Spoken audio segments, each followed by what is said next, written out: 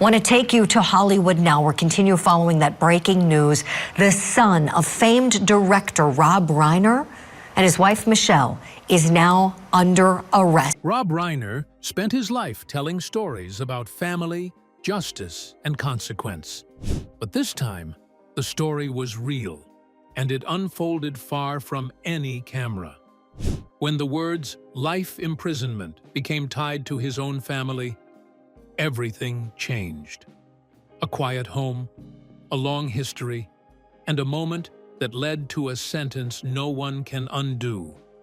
This is not a story about fame, but about warning signs, broken trust, and the thin line between help and hurt. What happened forces a question few families ever expect to face. The moment everything turned permanent.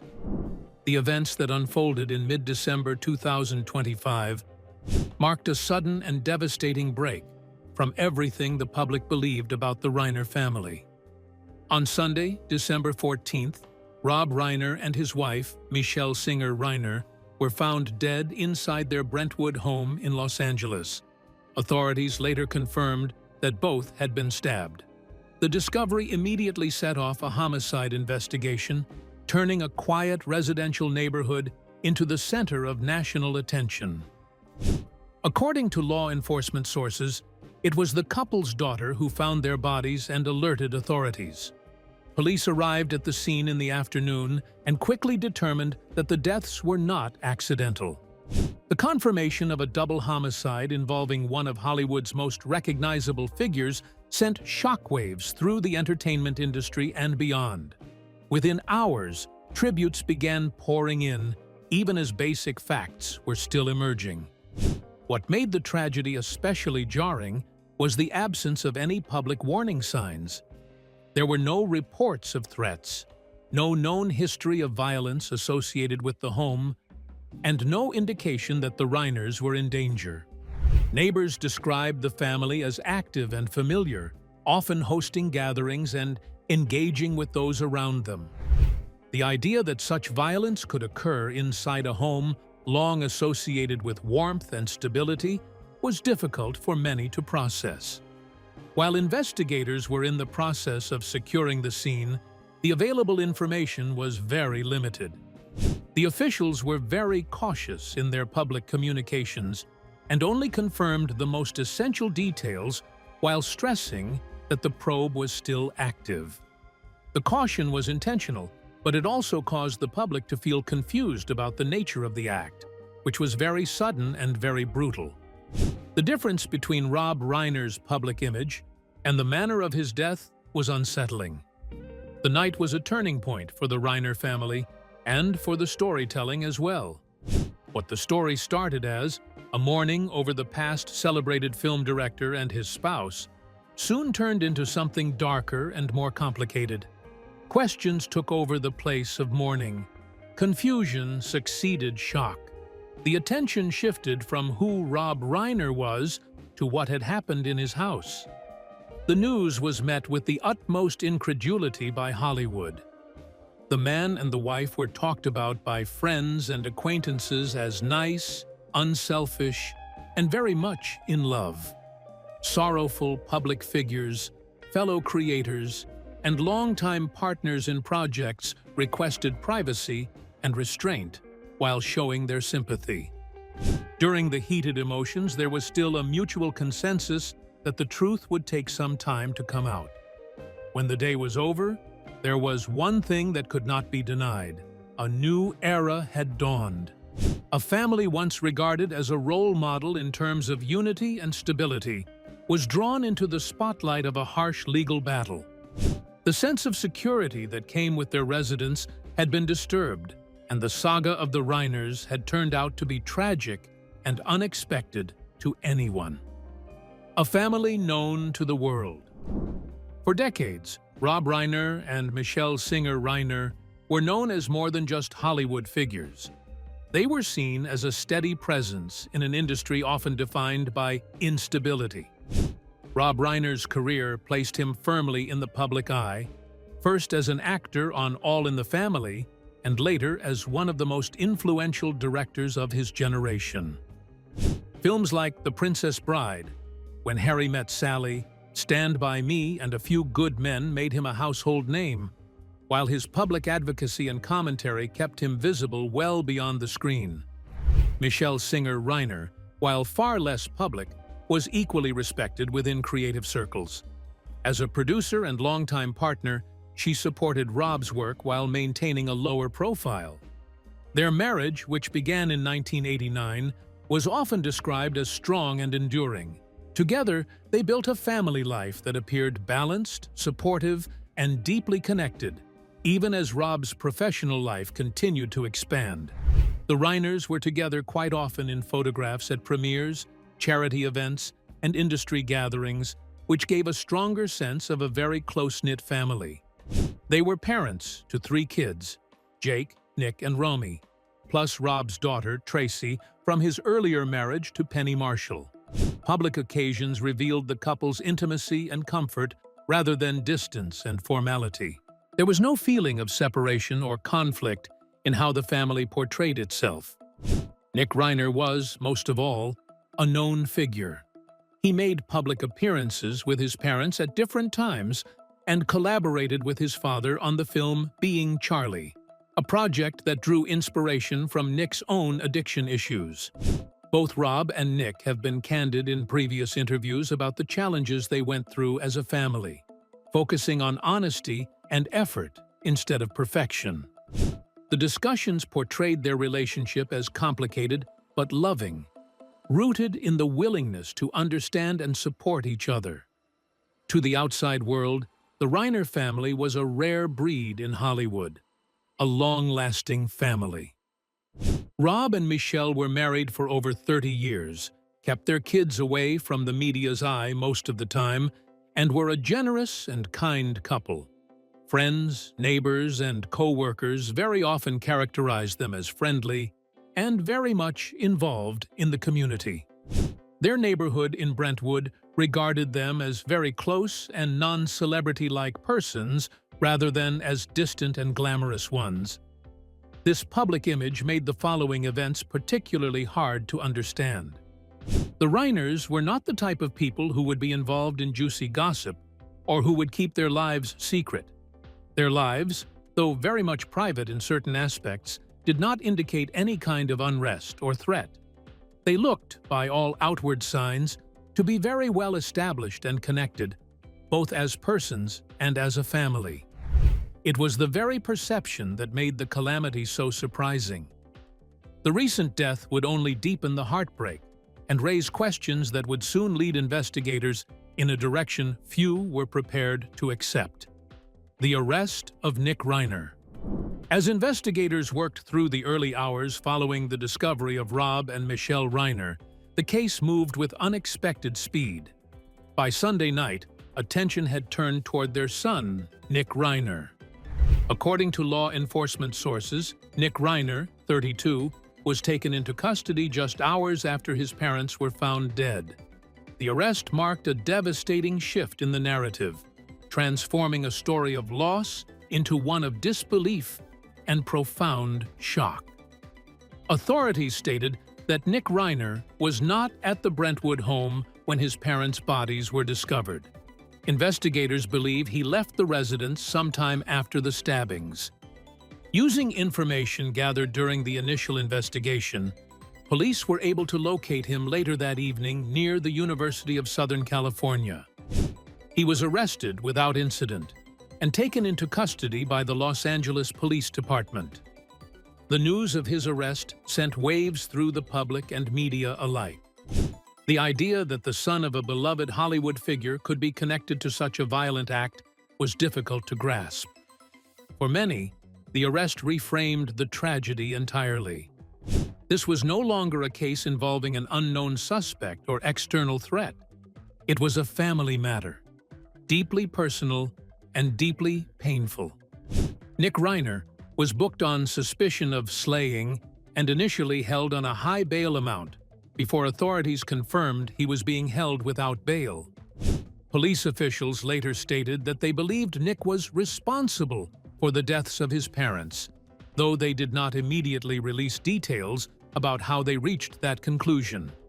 The case was set to be presented to the Los Angeles County District Attorney's Office for filing consideration. Law enforcement displayed a lot of caution in their statements to the public every time. The officials reiterated that the inquiry was still in progress and that the legal procedure would bring out the formal charges. The situation was serious, even though not much information was available. An arrest in the very close family circle meant that the investigators had gotten so much evidence that it was worth acting without delay. The incident was shocking, mainly for the people who had been following Rob Reiner's life and career closely. The unfortunate event had transformed into a tragedy with another layer of pain that was very hard to bear. The public had to face the bitter truth that violence might be present in the supposedly loving and caring families. The arrest was a challenge to the concept of trust and intimacy, at the same time raising more questions that were pretty hard to figure out. With Nick Reiner still behind bars, attention was turned to what would happen next. The probe was no longer confined to the events that occurred inside the Brentwood house. It was now even larger and was about to tell the story of a family that got into such a horrible situation. And as painful as the arrest was, it forced people to look backward, not just at that night, but at the years that came before it. Warnings, struggles, and tension. As shock gave way to scrutiny, attention slowly turned to what had been known long before the night of the slayings. Nick Reiner's struggles were not a secret, nor were they hidden from the public. For years, he had spoken openly about his battles with addiction, instability, and the difficult path toward recovery. These admissions were not framed as excuses, but as honest reflections on a life marked by repeated attempts to regain control. Nick entered rehab for the first time as a teenager and went through multiple treatment programs over the years. In interviews and on podcasts, he described cycles of sobriety followed by relapse, periods of homelessness, and moments where he strained the trust of those closest to him. He acknowledged learning how to manipulate systems meant to help him, only to fall back into destructive habits. These were not private confessions uncovered after the fact, but statements he had made himself, long before this tragedy occurred. The Reiner family did not shy away from addressing these struggles. In 2015, Rob Reiner directed Being Charlie, a film co-written by Nick and inspired by his experiences with addiction. Both father and son spoke publicly about how challenging the process was. Rob admitted they argued during the making of the film, but also said it forced him to understand his son more deeply. At the time, those comments were viewed as a sign of effort and reconciliation, not a warning. In the days leading up to the slayings, sources told investigators there had been tension. According to law enforcement sources cited by major outlets, Nick Reiner was seen arguing with his father at a holiday party the night before the deaths. Witnesses described his behavior as unusual. While arguments between parents and adult children are not uncommon, the timing of this confrontation immediately drew attention once the investigation unfolded. The first task is to differentiate between context and conclusion. The issues of addiction and family discord might be tough, but they cannot be considered as reasons or explanations for violence. On the contrary, the crime researchers frequently look at stress, instability, and recent fights as a part of the process to understand the conditions leading to the crime. In this particular situation, the long-term struggles only added emotional burden to an already catastrophic event. The disclosure of these circumstances to the public complicated the storyline. The catastrophe was no longer merely about loss. It was also about a family that had been trying for years to cope with adversity together.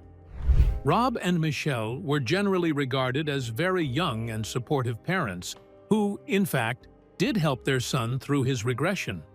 Friends and co-workers painted them as calm and optimistic, even in hard times.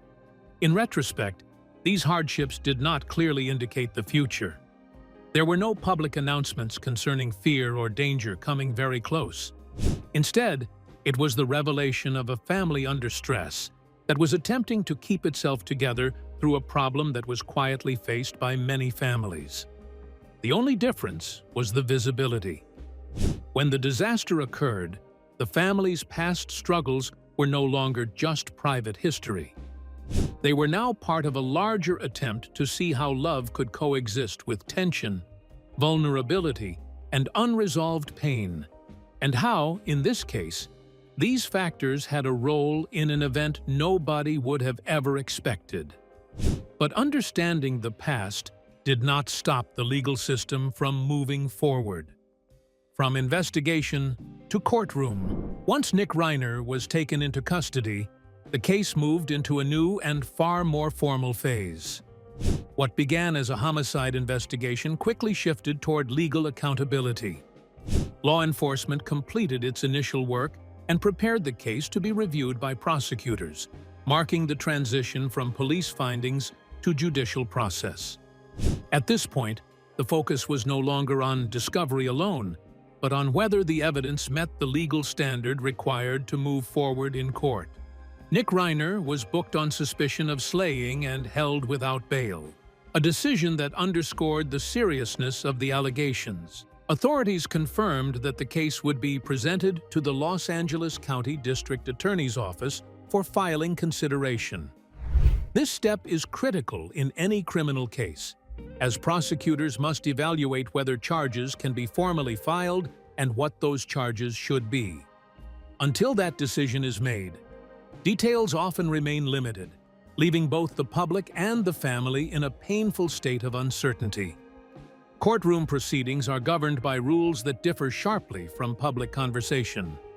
Evidence must be weighed carefully, statements must be verified, and every claim must be supported by documentation or testimony. Emotional reactions, while understandable, carry no legal weight. For families involved in cases like this, the process can feel cold and detached, even as it deals with deeply personal loss. With the progress of the case, the public updates became less frequent and more carefully calculated. The police once more emphasized the fact that such investigations require a lot of time, and one cannot rush to conclusions.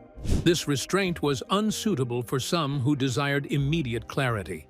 However, it was an accurate reflection of the justice system's operation. Jurisdictions act slowly and take great care to ensure due process, even when the situation is overflowing with emotions. This stage was another painful turn for the Reiner family. The grief that they had been experiencing was now joined by legalese, court dates, and formalities. Their private sorrow was now a part of public records. Every little thing that happened during the trial mattered not only for the case, but also for how the family's tale would be told. Similarly, the courtroom also became the venue where speculation was transformed into structure. The rumors and presumptions were replaced with motions, trials, and official communications. This change didn't make things any easier, but it did offer some sort of clarity. From now on, what was important was what could be demonstrated, not what was believed to be the case. As the legal proceedings went on, it became more and more apparent that there wouldn't be a verdict or a ruling capable of reversing the course of events. The court could allocate blame, but it could not bring back the deceased or heal the wounded family. And while the legal process moved forward, the emotional toll continued quietly, carried by those left behind as they faced a future defined not by answers, but by consequences. The weight left behind. As the legal process moved forward, attention slowly shifted away from the details of the case and toward what remained. This was no longer only a criminal matter, but a family permanently changed by loss. Rob Reiner and Michelle Singer Reiner had already built full lives and lasting legacies long before the tragedy. Yet, The way their story ended reshaped how their final chapter would be remembered. Rob Reiner's impact on American culture remains undeniable. His work spanned generations, shaping film and television through stories rooted in humor, empathy, and moral depth. His films continue to be watched and celebrated, standing apart from the circumstances of his death. His career remains defined by creativity and purpose, not by how it ended. Michelle Singer Reiner's legacy was quieter but deeply meaningful. She was a producer, a partner, and a steady presence within her family. Friends remembered her as warm, thoughtful, and devoted to her children. While she stayed out of the spotlight, her influence shaped the life she helped build. Her absence left a silence no public tribute could fill. For the Reiner children, the loss was overwhelming and complex. Grieving the death of both parents while facing allegations involving a sibling created a fracture that few could fully understand. Family bonds were altered, memories re-examined, and the future left uncertain. Public tributes poured in, honoring Rob and Michelle's lives. But behind those messages was private pain. Fame offered no comfort. It only magnified the gap between public admiration and personal suffering. In the end, Rob and Michelle Reiner are remembered not for how they died, but for how they lived. Their love, their family, and their influence endure, even as the weight of what was lost remains. This story reminds us that even families built on love, effort, and hope can face outcomes no one expects. What remains is loss, reflection, and a legacy forever changed by one irreversible moment. If this video made you think, share your thoughts respectfully in the comments. Like the video, subscribe for more in-depth stories that go beyond the headlines, and watch the next video on the screen to continue exploring the truth behind stories the world can't look away from.